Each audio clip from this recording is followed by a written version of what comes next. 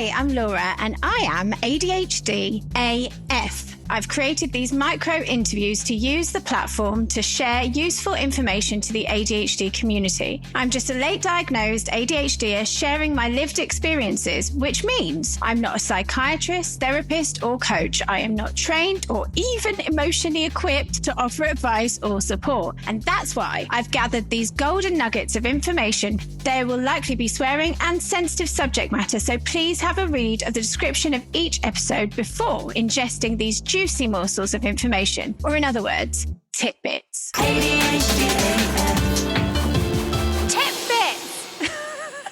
I've got Meghann back. Honest to God, I would just have only Meghann on this podcast forevermore, I think. But Meghann said in the previous interview, or the previous TITBIT, a comment that really stuck with me, and it was reframing people-pleasing as peacekeeping. So I need more pearls from Meghann. Tell us, how on earth do we do that? You know, one of the diagnostic criteria of ADHD is, do you have a tendency to be a people pleaser?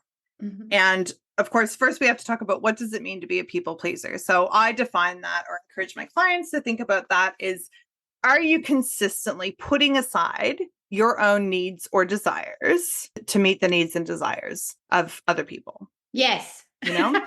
And yes, the end. And I'm very consciously, I just want to point out, I am using the word desire there, which is actually a word that people are often really uncomfortable with, because we can't, like, most of us have kind of made this uneasy peace with, like, I have needs, I have to meet them, I will die if I don't. Desires is a whole different ballgame, right? Because then we're talking about wants, and that comes with self-worth, and that comes with, do I deserve it? And it's a big can of worms. But when I talk about needs, I talk about needs and desires. And I use the word desire because I think it's actually quite confronting, more than wants. So like, I want, but the second you ask a woman to say, I desire, they're like, ooh, that's so uncomfortable. Yeah. Okay. Yeah. So that's one example of people pleasing, as we would kind of traditionally define it. The other thing I ask people to think about is, are they conscious of particular relationships in their life where they know that there are parts of themselves that they do not express because they cannot express them if they want to feel safe? So what parts of yourself are you consistently abandoning in order to feel safe in those situations? If it's once a year, you have Thanksgiving or Christmas dinner and you don't talk politics and religion with your, like, racist uncle so-and-so, okay, fine. Do you know what I mean? Like, that's one example, but it's kind of pick your battles. Pick your battles, you know. I'm talking more in intimate, everyday relationships with partners, family. Friendships is a big one with women. They start to realize that there are a lot of parts of themselves that they're kind of keeping masked or keeping hidden, kind of thing. But something I have found really, really important is that when we think about people pleasing, when I ask my clients to reframe it to peacekeeping and to start to think back to usually their earlier years about when they learned that skill, because it is a skill.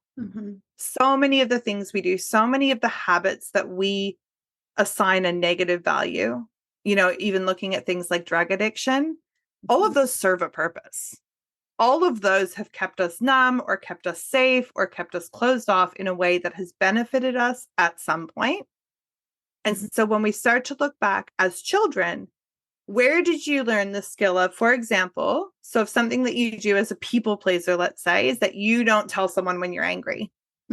Now, it's not like I go, I'm not going to tell them I'm angry and that's the end of it. What do? You sit and you stew on it and you make up stories in your head. And it rumination station. Yeah, like, it literally, you know, it eats you alive. It's awful. It's not like you make the decision not to share your disappointment with someone, then it just goes away. It wouldn't be a problem if it did that. But, you know, I might have learned really early on that sharing certain things around my parents, for example, or saying I'm really upset about this would get we'll just deal with it. And when you just start to really think about, teachers were another big one for me. So really learning about how not only did I feel pressure to perform well academically, because that was my hyper focus. That was like the place that everything made sense to me. There was rules, I could follow them. I did a thing. I got the result I expected. I really enjoyed school because of that. But in terms of classroom management, when there would be issues in the classroom, my perfectionism would arc up in response, because I would just want the teacher to be happy.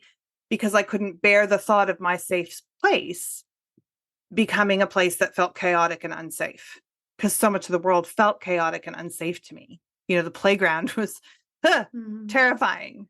So when you start to like sitting here right now, if you, I don't know if you want to get into it or not, but like if you do that reframe there between people pleasing to peacekeeping, what does that shift for you? There are two things. It's just like, the first one is that I just want to thank you for saying that, because I have always felt that I can identify it with fucking bells on, but I've always felt quite shameful in the people pleasing, because I've seen it as a bit pathetic, a bit like, oh, I have to please them so that they'll like me, like, please like me, like that's what I'm doing. And actually, that has completely reframed it for me, because it hasn't been about acceptance. It has been about safety. Absolutely.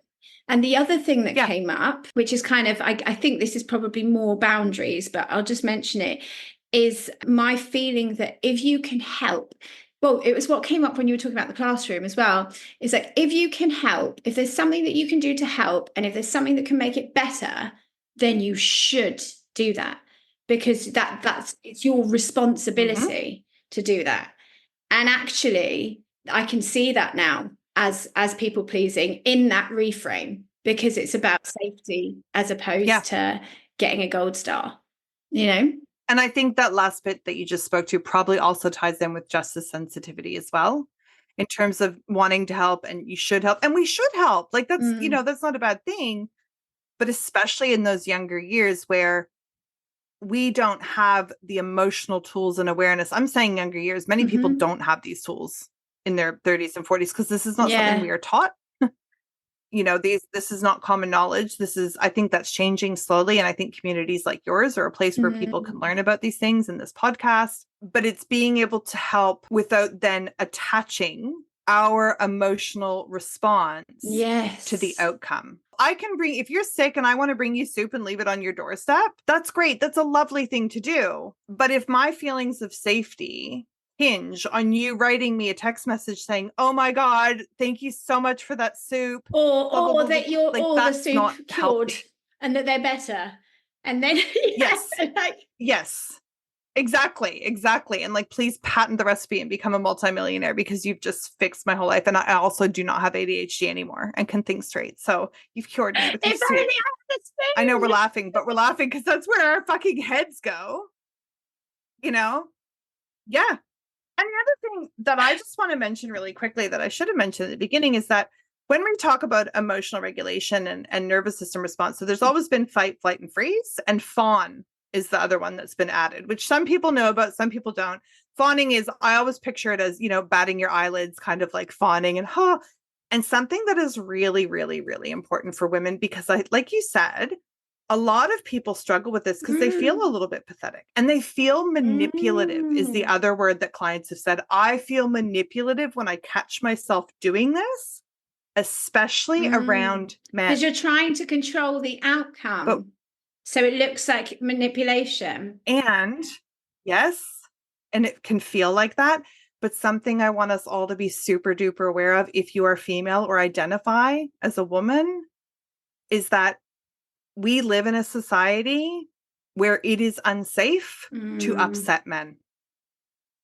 We all know or know of situations where the result of angering a male, we all hear it all day long, every day. We're up to like 26 women this year in Australia have been murdered by an intimate partner or by a man. I know this is just taking a really dark turn, but the reason I'm telling you that is because when we find ourselves in that blaming, like, why am I like this? It's really important that we go, instead of why am I like this, that we go, am I like this? And just shifting that tone and bringing some curiosity to that instead of judgment is like, holy fuck. Because what you learn about yourself in that moment, when you approach it from that direction, is, oh my God, there's like a lot of reasons I do this stuff and none of them are bad. Good job, subconscious, at keeping me safe and protected my whole life.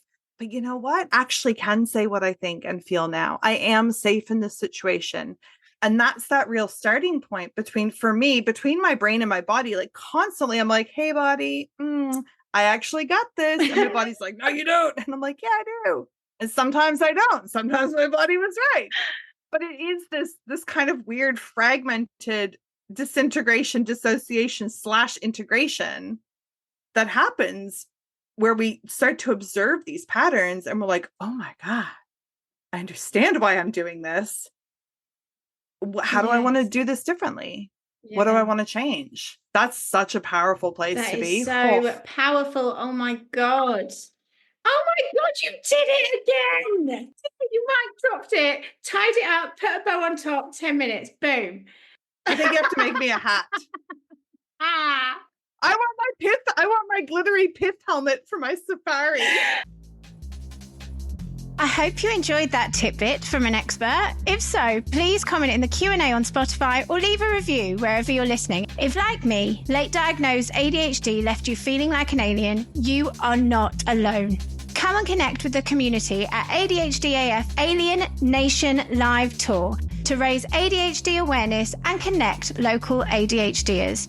Tickets are available via the link in the blurb of this episode and on ADHDasFemales.com/events. These very special live shows explore going from the feelings of alienation to discovering an alien nation. There's a whole planet of us. I hope to see you in real life there and/or chat to you on Discord or over Zoom on the online peer support community Planet ADHDAF.